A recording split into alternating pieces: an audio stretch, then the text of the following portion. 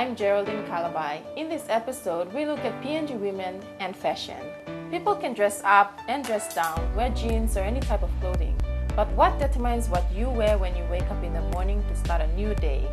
For a woman, there are many factors that determine what she wears. Do you ever feel like you can't wear something because it's not common practice in your social environment? Do you often restrict yourself to what you should and shouldn't wear? We're going to go through my closet now and see if I can find something to wear and why I should wear it. Let's go. So here we are at my closet. Let's take a look at some of my clothes and see what I can and cannot wear outside of the house. So first of all, I have this romper. It's one of my favorites. It's like a dress with like shorts underneath. Why I wouldn't wear this outside? First of all, it's a little bit too short. Another casual outfit that I would wear is a pair of shorts. These ones are, I think, a little bit too short, and as we can see, I would not wear this and take the bus to go and meet my friends or go for a coffee or something like that. No, I wouldn't, because it's too short. It will again draw attention to myself, which is something I don't want. Okay, so this is something I would wear. I mean, it needs a little bit of ironing, but it's got sleeves to cover up your arms and not get too much attention. It's breathable and fine for the weather. This could go with a pair of jeans. For today, I'm wearing it with a pair of blue jeans, high-waist blue jeans. So last of all, nothing completes an outfit like a good pair of shoes. So let's look at my shoes and see what I can and cannot wear. We have my shoe collection here. Let's go through them and see what I can wear and cannot. So these here are a pair of heels that I really love to wear. But the thing is that taking the bus in them, I don't think so.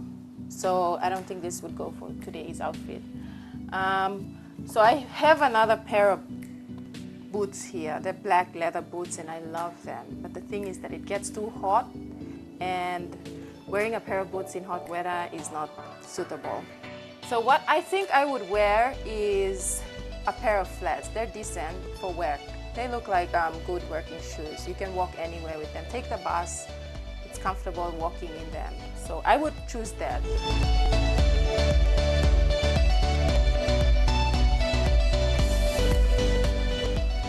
So this is the outfit that I picked earlier, and I now feel comfortable and safe. So let's go out to the streets and find out what women are wearing and why.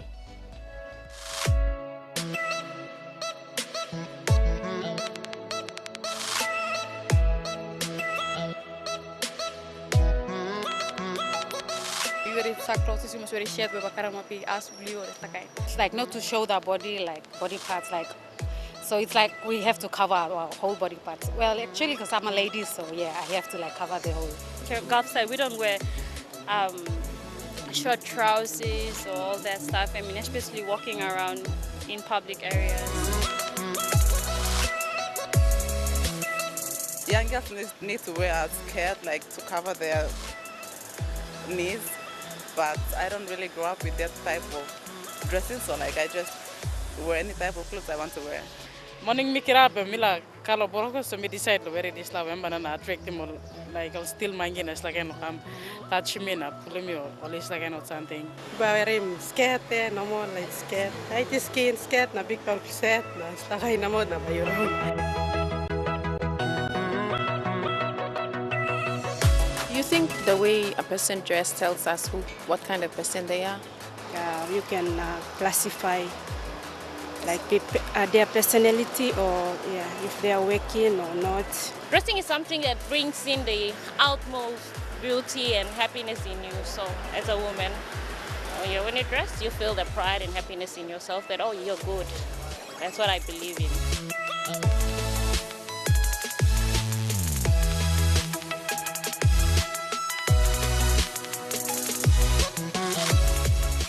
Papua New Guinea is in a fast-changing world, and the views of how to dress and cultural links and cultural connections, they are like fast becoming sort of not really as strict as before. All plenty of glow, one me all rape na, all kind of abuse na. So sandine, because lo man lo lulu lo meri lo krangi way. You have to have some modesty, like overexposure of certain parts of the body is like a bit too indecent. Like it may not be as suggestive as the person who wears the clothes may sort of like appear to be, but it's still, sort of, it triggers some sort of, you know, opinion and, like especially sexual connotations. They may not be in words and expressions only, but they come in dressing modes and styles as well. So in all, I think it depends on how people dress actually, and we should respect each other. But certainly there should be some modesty and some sort of liberal, respect for each other and respect for your own body as well. What are your thoughts on the way women or girls dress these days? People have that mindset where like go talk like stuck one or slakain. It's like you said, looking at slakain. But basically it's okay. It's nothing wrong with their dressing. It's just the way people think and look towards them. Try sol wear him leme no thing, but so sol can wear him all can wear him lo like wear him na style house or wear him na round but go wear him where ga wall, tie too much to skin roll slakain. I would like prefer anybody to like dress according to how they feel, and part of how they feel and part of their grooming and ego and part of their confidence and all this depends partly on how they dress. Like wearing very short one and like a very tight one, and they call it a very stuck one or something like that, and that's I don't happy with that. So they have to wear proper clothes according to their own limit. Their limitation is very important. They have to wear the clothes according to their limit. What's the appropriate clothing that you would like to see? Like Mary blouse and very clothes like beat can cover their bodies, and that is the professional way of wearing clothes.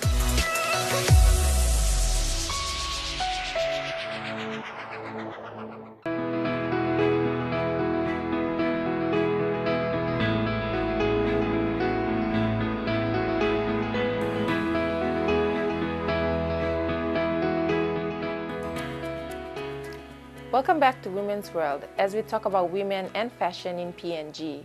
The fashion industry in PNG is relatively new and growing. We have here in the studio one of PNG's first fashion designer, famously known for her Baiwa line. Welcome to the studio, Natasha. Can you tell us a little bit about yourself and your fashion line? So my name is Natasha Tamanabae. I come from a mixed parentage of Oro, Medeng, and Morbe. I started out, my fashion line is called Baiwa Designs. So Natasha, what inspired you to become a fashion designer? I was a stay-home mom, and I started sewing because I couldn't fit into my own clothes.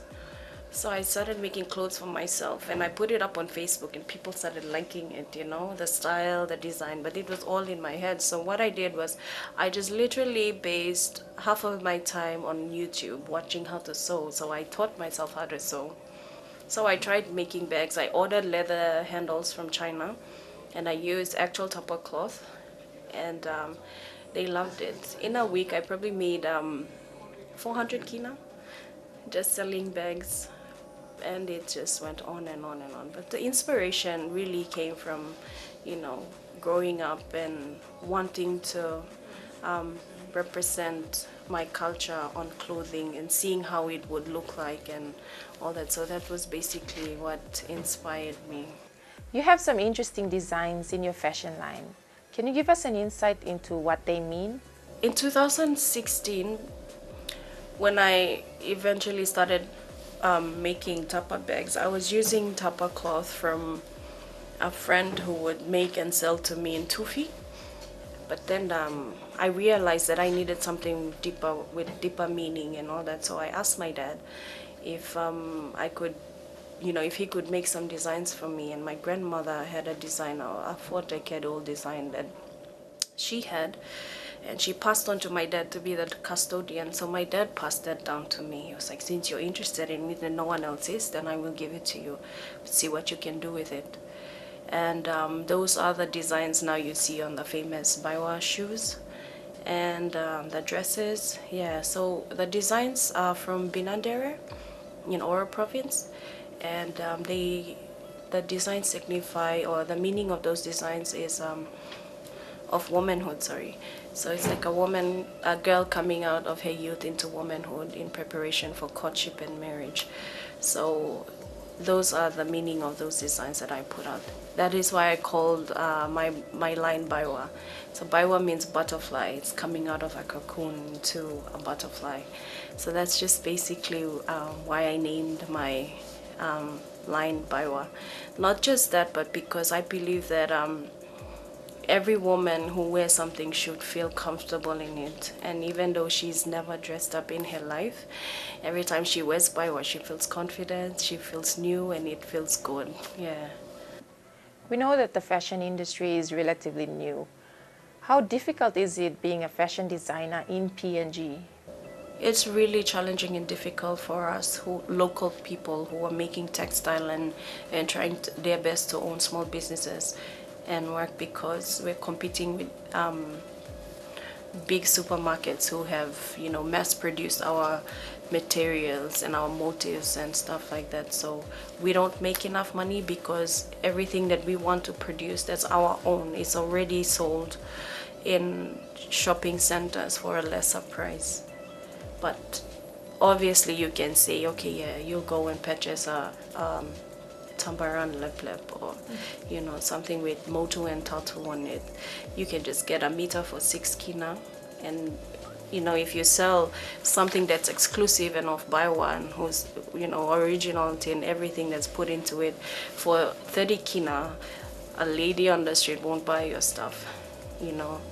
So one of the challenges for us is competing with the bigger supermarkets. And I don't mean to discriminate anyone, but it's I just feel that our stuff should be respected and sold back to us. But in the fashion industry, it's difficult to order stuff and have it shipped in containers because of the tax, duty, and we can't it's impossible, I would say, impossible to order online, having things shipped here and all that. So we just make do with whatever we can.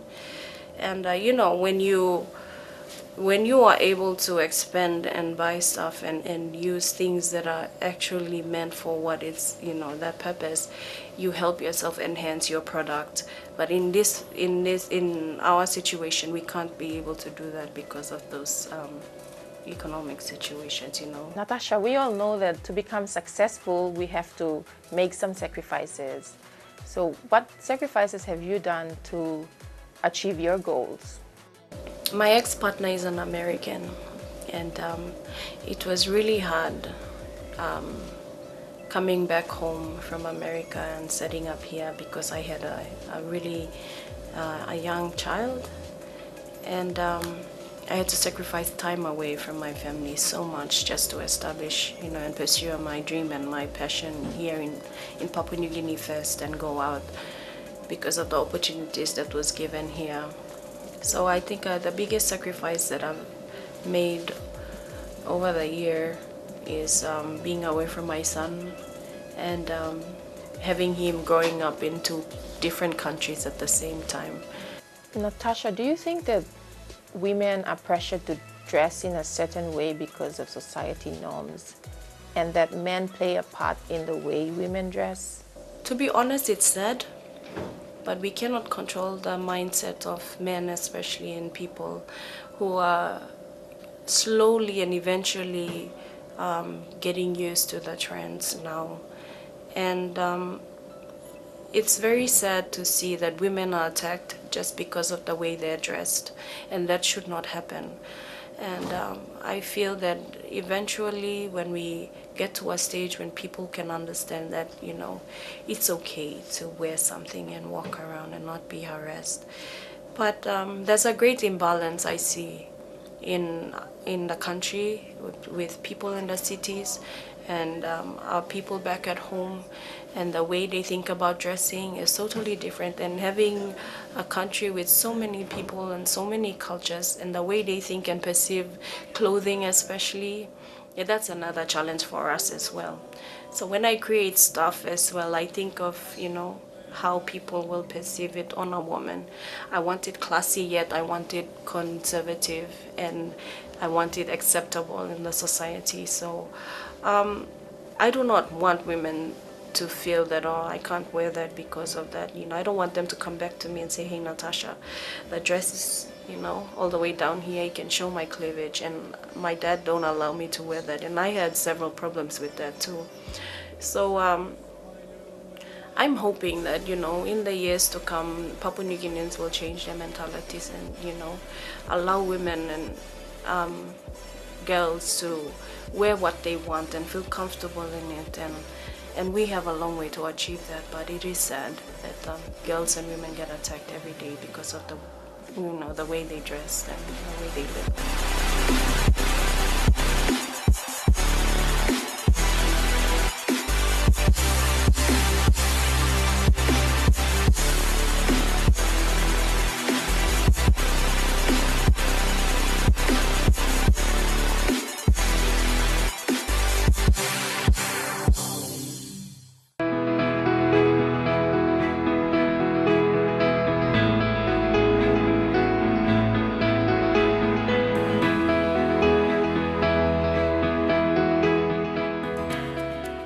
Welcome back to Women's World. The fashion industry in PNG is slowly gaining momentum. It's also creating a platform for individuals interested in modeling. We now speak to a model, Philemaya, who gives us an insight to her life on the runway and her love for clothes and fashion. Hello, Philemaya. Can you tell us about yourself and what you do? My name is Philemaya Haibeta. I am 26 currently. I'll be 27 this year. I graduated in environmental science and biology. So I'm a trainee scientific officer. When did you start modeling and what got you started? I started in 2013 after I completed my final year at UPNG. I guess I started because people told me you should try modeling, and at the time there was not many people doing it. I decided to go and audition. So after your first audition in modeling, how did you find the industry? Many people think modeling is just dressing up and looking pretty, and it's actually more to it than that. One of the things that I learned during the first weeks of training was that it's about discipline and focus. There's a certain mindset you have to have when you're training. Don't get distracted and keep your shoulders up and your head straight and all that kind of stuff. So it's actually character building, really. Is there an opportunity for modeling to become a full-time job?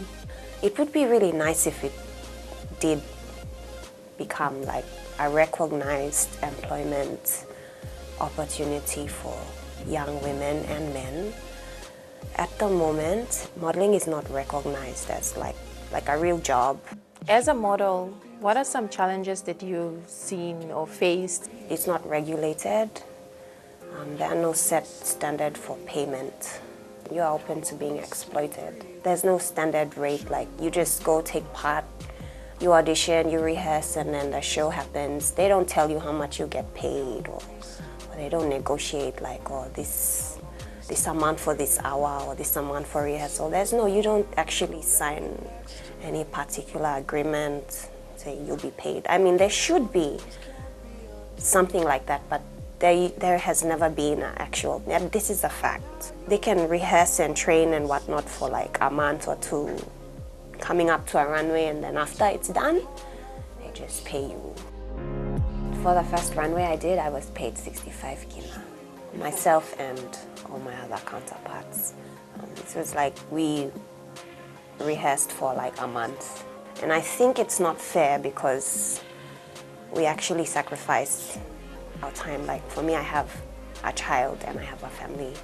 And if I'm giving up my time to go and rehearse and make someone's show and wear clothes that make people look good and sell their clothes for them, then I don't see why they cannot pay me properly. Main challenge is getting organizers of runway events and designers to look at fair payment of their models. That's one challenge. How do you see or perceive fashion? We have the potential to really come out and show fashion, like in the street and whatnot. It's just fear of being harassed and as you walk around. I have a son, so as a model, I want to instill in him this positive perception about women and fashion here. I want to make him grow up with that sense of respect for women, respect how they dress, and how they carry themselves, to be like open-minded. He has to. I'm hoping that I be a good example to him with what I do through this avenue.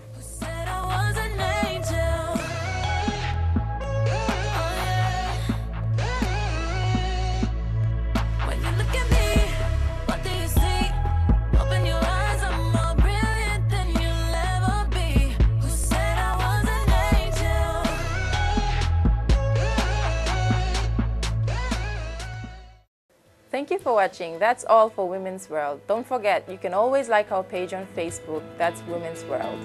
Until next time, I'm Geraldine Calabaye.